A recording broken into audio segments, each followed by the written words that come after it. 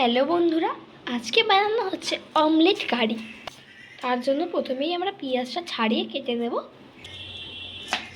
তো এখানে আমরা পেঁয়াজটা কেটে নিচ্ছি, কাটা হয়ে গেলে আবার আসছি।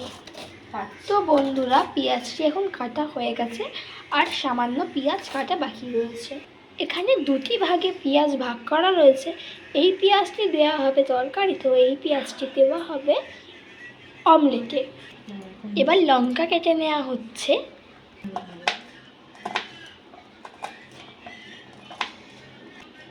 এখন লঙ্কা কেটে নেওয়া হয়েছে। এবার বড় বাটি নিতে হবে, ও তাতে কুচনো পেঁয়াজ ও লঙ্কা দিয়ে ডিমগুলি ভেঙে নিতে হবে। চলুন আসছি। এখানে সবগুলি ডিম আমরা একসঙ্গে দিয়ে দেব। সমস্ত ডিম দেওয়ার পর আসছি। এখানে 5টি ডিম নিয়ে নেওয়া হয়েছে। এবার এগুলিকে এক জায়গায় মিশিয়ে নেওয়া। এবার ডিমের সঙ্গে মেশানো হচ্ছে সামান্য পরিমাণে নুন। এবার মিশিয়ে নেওয়া হচ্ছে ডিম, নুন, পেঁয়াজ, লঙ্কা একসঙ্গে।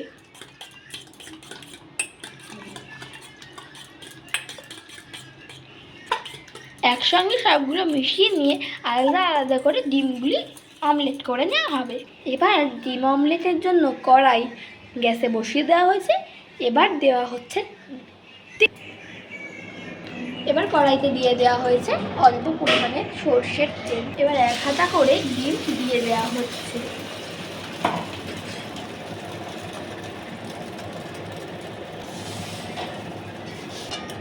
এই হচ্ছে ডিম।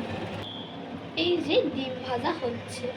এখানে একটি মশলা পেস্ট করা হবে, তার জন্য রসুন, কাঁচা লঙ্কা ও টমেটো লাগবে। রসুন দেওয়া হয়েছে, টমেটো, কাঁচা লঙ্কা দিই। তো বন্ধুরা, এখানে পেস্টটি বানানোর জন্য আমরা ব্যবহার করেছি আদা, কাঁচা লঙ্কা, রসুন, টমেটো ও টক দই। এই হচ্ছে মশলা তৈরি পেস্ট। টমেটো 1 পিস দেওয়া হয়েছে, মানে 1 কুচি, তাই লাল ভাবটি বেশি আসে। পেস্টটি ঠিক এই প্রকার হবে, বেশি ঘনও না, বেশি পাতলাও না, এরকমই হবে পেস্টটি। পারলে আপনারা টমেটোও দিতে পারেন, বাট আমরা এখানে টমেটো দিইনি। আমরা টমেটো 1 পিস দিয়েছি, বাকিটি আমরা কুচি রেখেছি। গ্রেভির জন্য এখানে তেল দিয়ে দেওয়া হয়েছে। তেলের ওপর ফোড়ন দিয়ে আমরা কালো জিরে দিচ্ছি। এবার পেঁয়াজগুলি দিয়ে দেওয়া হচ্ছে।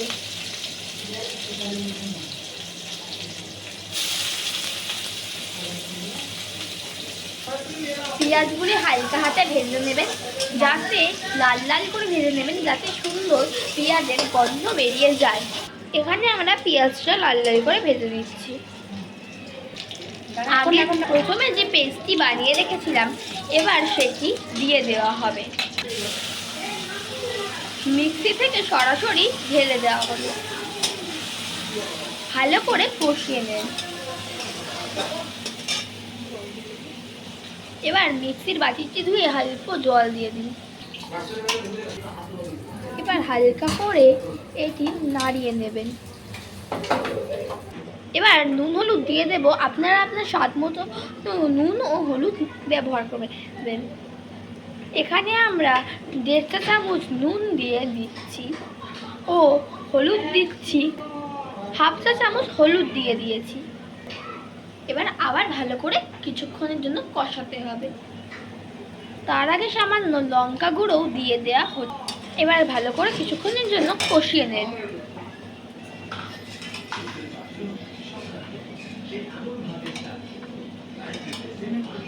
ধনে গুঁড়ো দেওয়া হচ্ছে এতটা পরিমাণ, ও এবার দেওয়া হচ্ছে খানিকটা জিরে গুঁড়ো।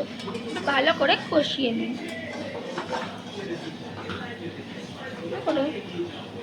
এবার খানিকক্ষণ ঢাকা দিয়ে কষাতে হবে। ঢাকা সরিয়ে নেওয়া হয়ে গেছে। গ্রেভিটির কালার যখন এরকম হয়ে আসবে, তখন সামান্য জল দিয়ে আবার নাড়াবেন।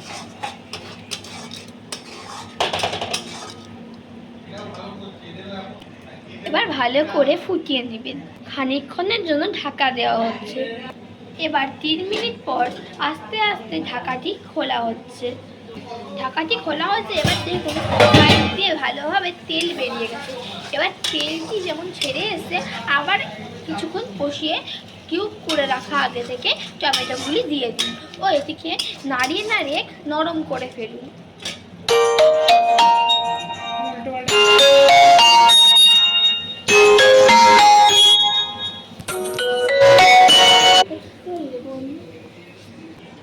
কষিয়ে নেওয়া হচ্ছে,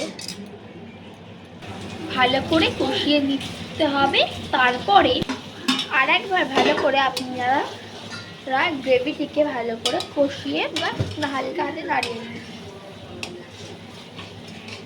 টমেটোটি নরম হয়ে এসেছে, টমেটো এখন অনেকটাই গলে এসেছে। টমেটো যতক্ষণ না পুরোপুরি গলে যাবে ততক্ষণ কষিয়ে যাবেন। দেখুন এবার টমেটোটি পুরোপুরিভাবে গলে গেছে ও আস্তে আস্তে তেল ছাড়তে শুরু করেছে। এই সময় আরেকবার কষিয়ে আস্তে আস্তে ঢেলে দিতে হবে জল। আস্তে আস্তে আমরা জল ঢেলে দিলাম ও এটি আস্তে আস্তে ভালো করে নাড়িয়ে আস্তে আস্তে ফুটিয়ে নিতে হবে। এখানে আমরা নর্মাল ওয়াটার ইউজ করেছি, আপনারা চাইলে জলটি একবার গরম করে নিতে পারেন। আর আপনারা ডিমগুলি দিয়ে দেবেন। সবগুলি ডিম দেওয়া হয়ে গেছে, এটি আস্তে ফুটিয়ে তারপরে ওপর দিয়ে গরম মশলা ছড়িয়ে নামিয়ে নেওয়া হবে। এবার কিন্তু বন্ধুরা তরকারি কি হয়ে এসেছে, তো আমরা এবার তরকারিটি নামিয়ে নেব।